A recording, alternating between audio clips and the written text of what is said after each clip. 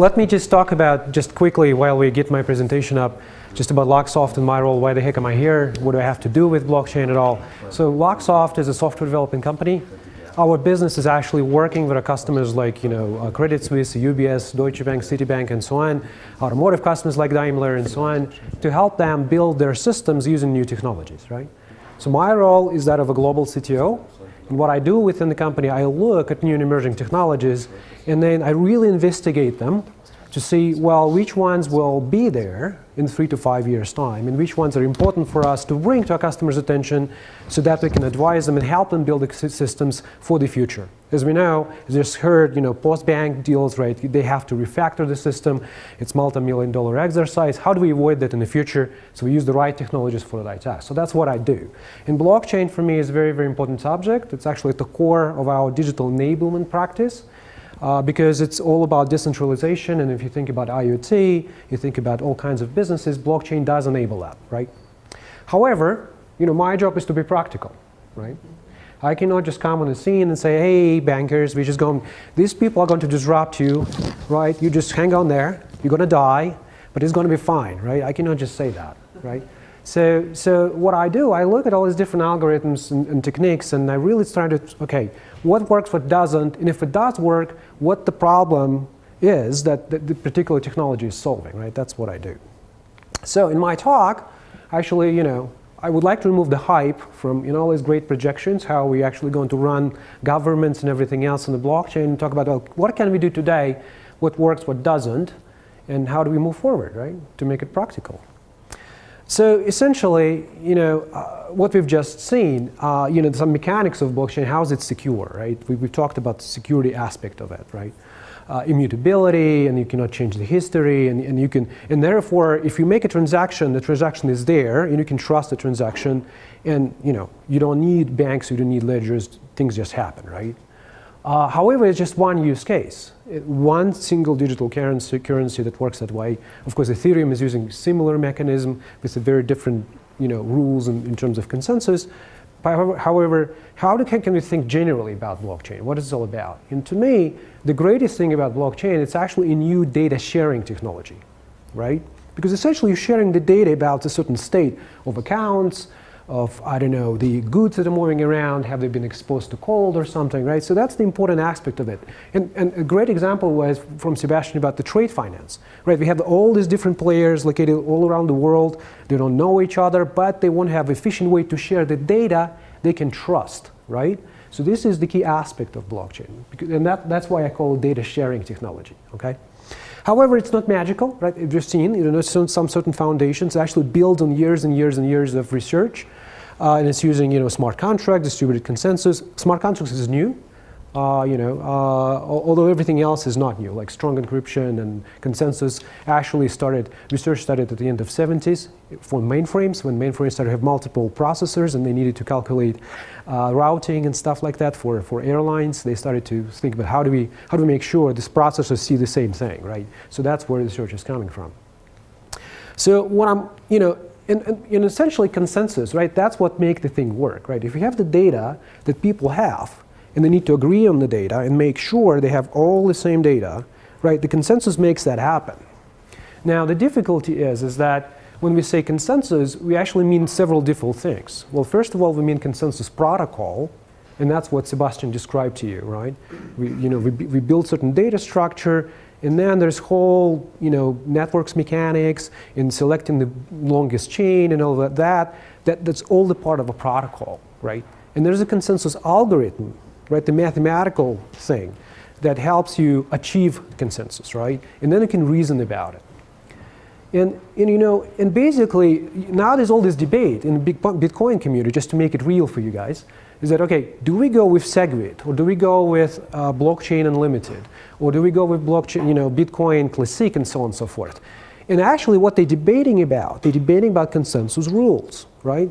Why? Because the thing is slow, it's not sustainable, it's wasteful, and they all want to move on, but they cannot achieve consensus about consensus, right? So it's kind of interesting.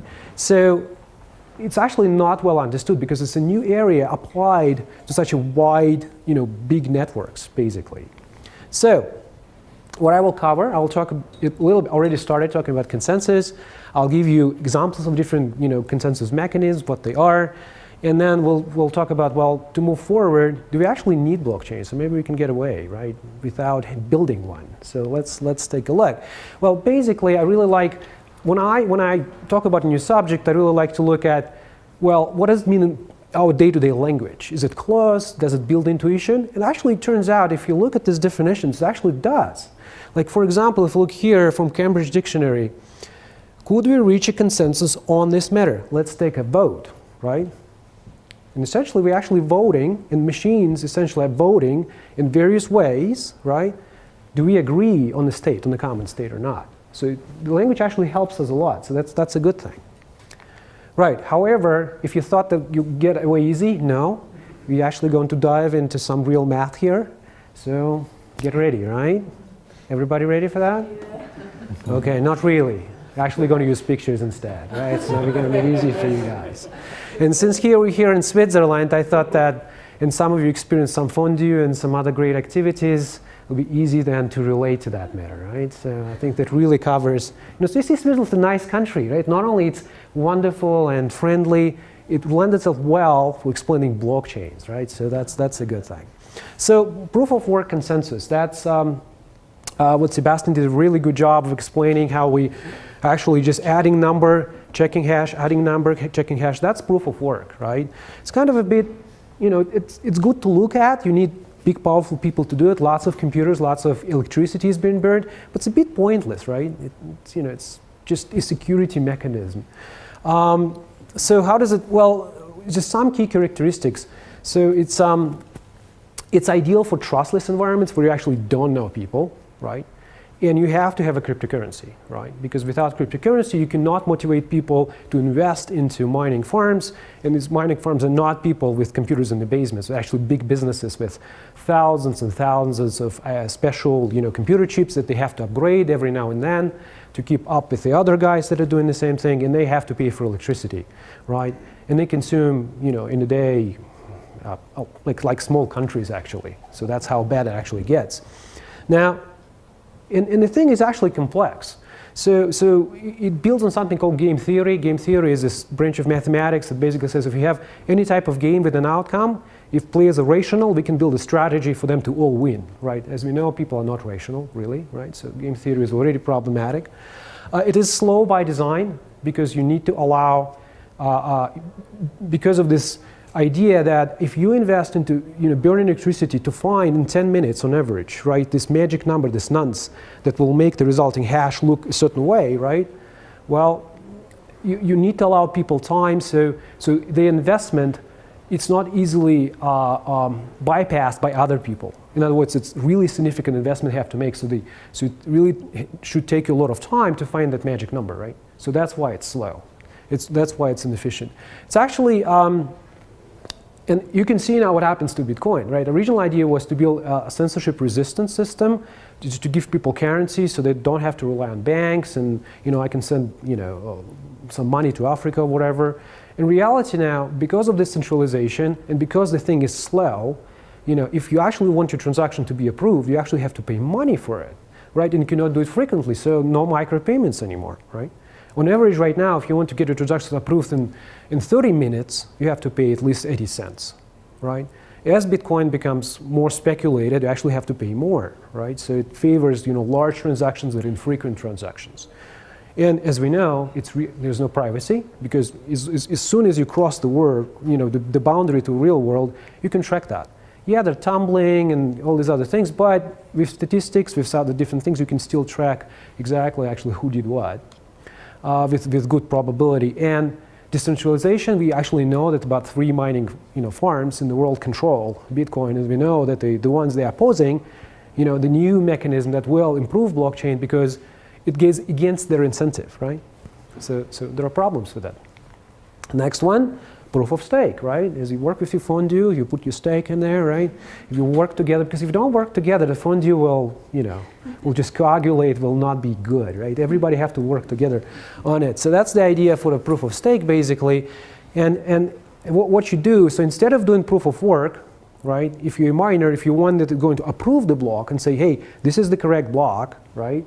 What you do, you put your money on it. You say, if I lie, my money will burn or somebody else will take it away from me, right? So it's already, it's a bit more easy to do, but still requires cryptocurrency, right? Because without cryptocurrency, there's no stake, okay? It is highly scalable. Again, transaction finality is another thing we have to be aware of. Like Bitcoin example, if you send something, you actually have to wait a while before there's multiple blocks that build the history, because at any given point in time, it's actually forks, right? Because we talk about 5,000 entities in the world that are trying to build the blockchain at the same time. They don't hear each other perfectly, and sometimes they come with the same answer at the same time. So who actually ends up building blockchain? And it turns out there's a rule. It's a part of the consensus protocol, which says the longest blockchain has most amount of investment wins, right? But at the same time, somebody else loses. So if your transaction wasn't in the losing part of a blockchain, it has not been confirmed. It's probably still in the mempool, and you have to wait for it to be included, right? Because if you thought it was confirmed that it's not, you're risking. Because transactions are not reversible. You cannot reverse a transaction. Once you've done it, you're done, right? That's it. And proof of stake does not solve that problem, because there's still betting going on, right? There's still probability that maybe, the bet will go to a different thing. And the thing is really, really complex, right? Because there's like selfish mining problem, all these different things. It's really, really complex. If you really want to get into it, you should go and read some of the white papers that Vitalik Buterin has written. They're available on GitHub.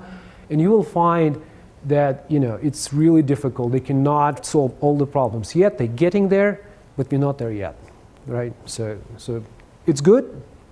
It builds foundations for governance, just to make the upgrades, because you have the money, you have the way to vote with the stake and everything else, but it's not solving everything yet, and it's not ready. So next one is something called Byzantine fault tolerance or federated consensus algorithms. And here is an example for Canton of Glarus, which is not very far from here. They actually still go to square and vote, right? But here you see the difference is you actually know who these people are, right? They vote with their IDs, right? They confirm they have the right to vote, so you know who they are. And now, if you have multiple rounds of vote, you can come to consensus for pretty much anything. Right? So that's the idea behind the Byzantine fault tolerance or federated algorithms. There's of course interesting mathematics behind it, how many players can try to fool the system and so on and so forth, but that's the answers there. And it does not require cryptocurrency, but it can never be censorship resistant, because you know who are voting, right? You know who is, you can reach to these people. It's good for consortia, right?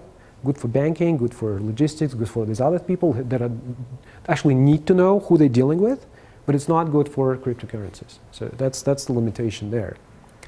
Okay, so finally, you have a new way of dealing with it. So people sort of realize, well, actually, if we know who the people are, right, an actual security mechanism behind the blockchain is asymmetric encryption. That's what it is. Well, do we actually need to build a history, the history of blocks, to be able to share the data? And it turns out that no, we actually don't need to do that, right? Because if I can sign my transaction, send it over to somebody else stores it, right? And if I'm dealing between two parties, I don't need a blockchain, right? We have the records, we have each other's signatures, we know who we are. If something happens, I can go to court and say, hey, there's an electronic signature on this transaction that they agreed to, but they're not honoring it, so please go after them, right? So it's easy. If you have a few more people, there's a way to solve that, right? And just to summarize it, the reason why it's very important to understand for people like me when I talk to my customers or anybody who's building a new project, consensus algorithms, is that basically they will enable like different characteristics. And unfortunately, this area is not talked about enough. Even if you look at new consensus algorithms like Qtum, like Algorand, and all these other very esoteric, very interesting ideas, they don't give you this picture. I mean, pictures, it's actually very simple, like how many nodes you can have that are going to confirm the transaction, how big your network can be, and how many transactions per second you can have. Because basically that's what we care about, right? How much money can we send per second?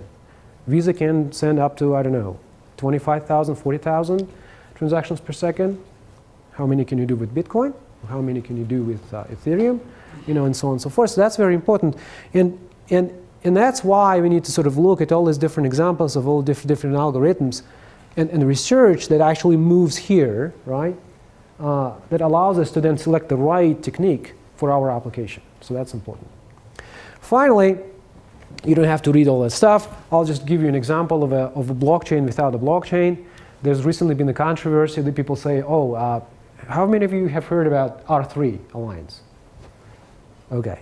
So R3, okay, most of you, but so, okay, R3 is the alliance that was set up by banks for banks, basically. At the high point, there were about, 70 banks there. And the idea was that they will work on a digital distributed shared ledger, not a blockchain, to allow them to deal with each other, right, for various financial applications, not just currency payments, all kinds of things. Derivatives trading and exchanges and so on and so forth. And what they did, and the controversy was that people say, oh, R3 gave up on building a blockchain, now they're building something else. And in truth, they never said they will build a blockchain, right? Unfortunately, in marketing materials in the beginning, they said it's a blockchain alliance, but if you actually look at what they talked about, they said we're building something new, a distributed ledger, right? So what did they build? They built exactly that. So they built exactly a system that does not have a shared ledger, right?